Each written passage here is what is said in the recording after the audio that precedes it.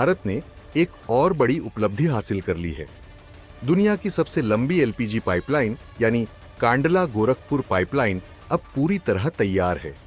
इसकी लंबाई 2800 किलोमीटर है और इससे भारत में एलपीजी की सप्लाई और भी आसान और सस्ती हो जाएगी। इस पाइपलाइन से न सिर्फ गैस की कीमतों में कमी आएगी बल्कि ट्रांसपोर्ट कॉस्ट भी कम होगी, जिससे आम जनता को सीधा फायदा मिलेगा। तो आखिर यह प्रोजेक्ट भारत के लिए क्यों जरूरी था और इससे हमें कितनी बचत होगी, आइए जानते हैं विस्तार से।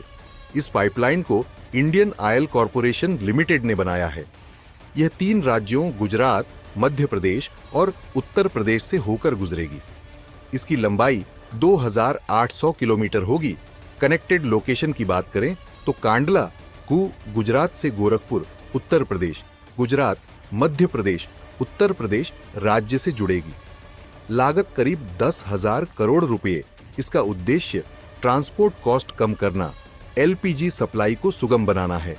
इस प्रोजेक्ट से भारत को क्या-क्या फायदे होंगे ये भी जान लेते हैं। दरअसल अभी तक भारत में एलपीजी को टैंकर ट्रकों के जरिए एक जगह से दूसरी जगह भेजा जाता था, लेकिन इसमें कई समस्याएं थीं, जैसे ट्रकों से एलपीजी भेजने में बहुत ज्यादा खर्च होता था। एलपीजी एक ज्वलनशील गैस है जिससे ट्रांसपोर्ट में रिस्क ज्यादा होता है। टैंकरों से गैस सप्लाई धीमी होती थी, जिससे डिमांड सप्लाई गैप बढ़ जाता था। अब इस पाइपलाइन के बनने से एलपीजी की सप्लाई 25% तक सस्ती हो जाएगी और यह पहले से ज्यादा सुरक्षित और तेज होगी। सवाल है कि भारत को कितनी बचत होगी?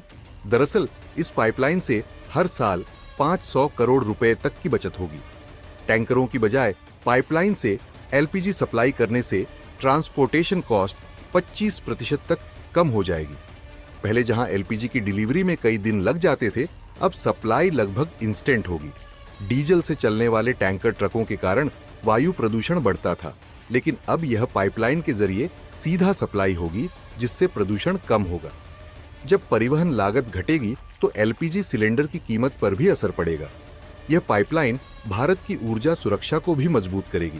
एलपीजी की निर्बाध सप्लाई सुनिश्चित होगी, जिससे भारत को आत्मनिर्भर बनने में मदद मिलेगी। घरेलू और इंडस्ट्रियल गैस सप्लाई के लिए यह एक मजबूत नेटवर्क तैयार करेगा। इस प्रोजेक्ट से हजारों लोगों को प्रत्यक्ष और अप्रत्यक्ष रूप से रोजगार मिलेगा। सवाल है कि क्या भारत ऐसे और प्रोजेक्ट्स लाएगा? दरअसल सरकार